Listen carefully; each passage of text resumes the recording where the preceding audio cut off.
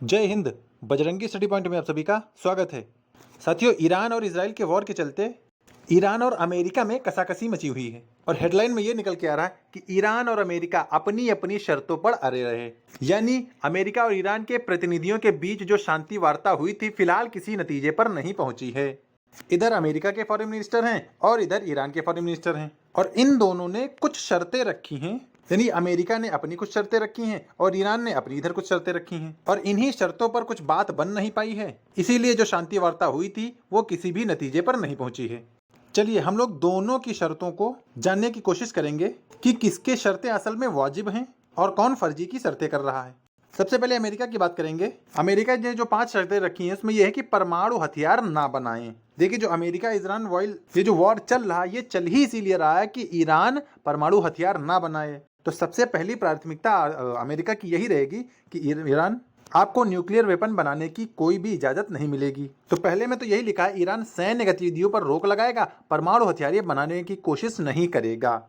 इसी को लेकर सारा युद्ध चल रहा है और इसी बात पर अमेरिका टिका हुआ है। दूसरी शर्त में यह है कि हॉर्मुज जलमरुमध्य सभी देशों पौधों के लिए बिना किसी भेदभाव या शुल्क के खोला जाए।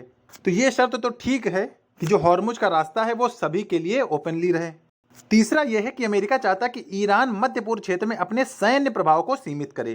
तो भैया ऐसा पॉसिबल नहीं है, क्योंकि आप जहां चाहें वहां अपना सैन्य अड्डा बना सकते हैं, लेकिन कोई और कहीं चाहे तो नहीं बना सकता है। ये कौन सी बात हुई? तो तीसरी वाली को पूरी तरह से नकारा जा रहा है। चौथी में क्या है, ईरान हिजबुल्लाह और हमास जैसे संगठनों को अप्रत्यक्ष तौर पर मदद देना बंद करे।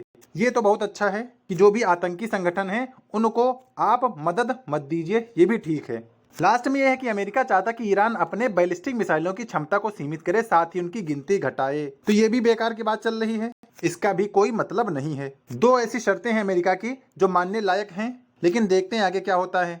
अब चलिए ईरान की शर्तें देख लें, क्योंकि दोनों का पक्ष रखना जरूरी है। तो सबसे पहला है कि हॉर्मुज जलमरुमध्य को ईरान को पहली तरह पूरा नियंत्रण मिले, अमेरिकी सैनिकों की वापसी हो। बहुत सही कह रहे हैं ये कि भाई अमेरिकी सैनिक की हॉर्मुज स्ट्रेस के पास कोई भी तैनाती नहीं होनी चाहिए। दूसरा यह है कि ईरान की जब्त संपत्तियों को अमेरिका जारी करे, ईरान पर लगे सभी अमेरिकी प्रतिबंध हटाए जाएं।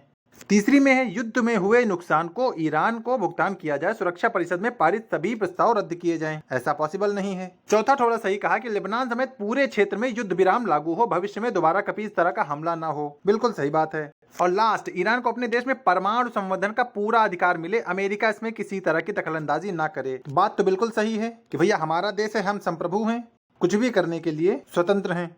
तो देखते हैं कौन किसकी शर्तें मानता है। बाकी आप अपनी राय कमेंट में दे सकते हैं।